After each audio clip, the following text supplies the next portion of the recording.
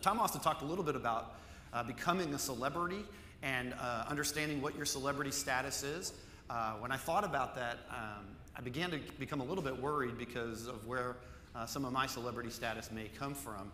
I travel a lot and I speak to attorneys a lot, so when I'm in a room full of folks, I see some familiar faces. Oftentimes seeing a familiar face is a really cool thing when you're traveling, but there are occasions when seeing a familiar face when you're traveling is not a good thing.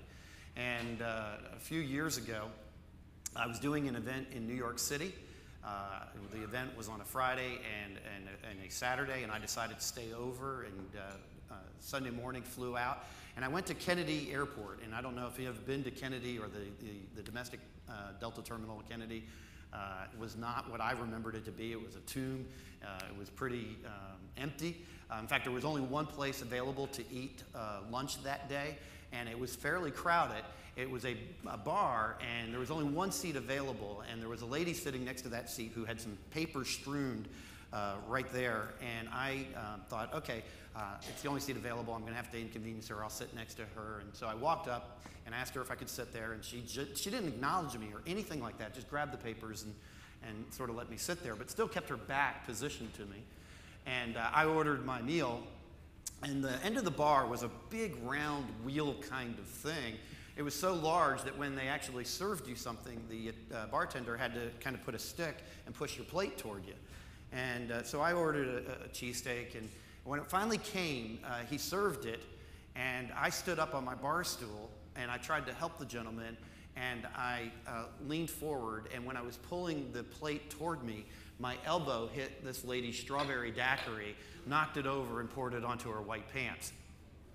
And I was very apologetic. I was embarrassed, didn't know quite what to do, and all she did was kind of grab her stuff and go and sit somewhere else. And then I sat there very slowly eating my meal because I was very self-conscious about the whole thing, as many of you would be. And then it hit me, and that is I've got to board my flight. And so I made my way to my gate and found out that most of the flight had boarded, and I was getting on the airplane. And when I was getting on the airplane, I looked down and realized my assigned seat was next to the lady that I just spilled a drink on. And I said sorry, and she just kind of rolled her eyes back and had to live with it. So I'm sitting there feeling really awful. They start the cabin service, and I said, listen, let me make this up to you. Is there something I could do? Could I buy you a drink? And sure enough, when the flight attendant walked by, she said I would like a glass of red wine. And so I pulled out my wallet. You know where this is going. I pulled out my wallet, and I paid for the red wine, and I don't know why the flight attendant handed me the red wine, but she did.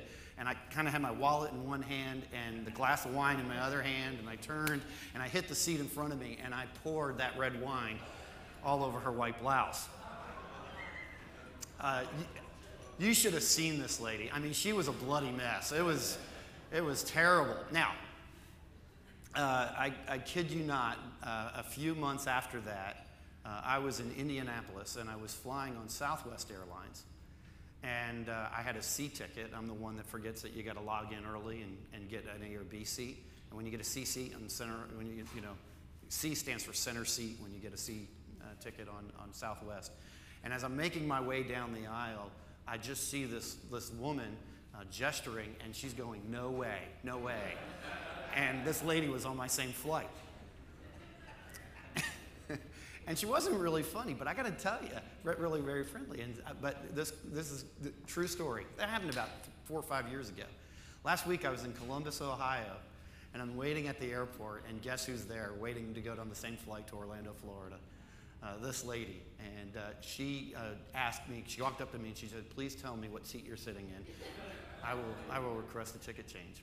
So anyway, so you can be a celebrity for being a lawyer in your niche, or you could be a celebrity for being a klutz who pours drinks on innocent bystanders. Your choice.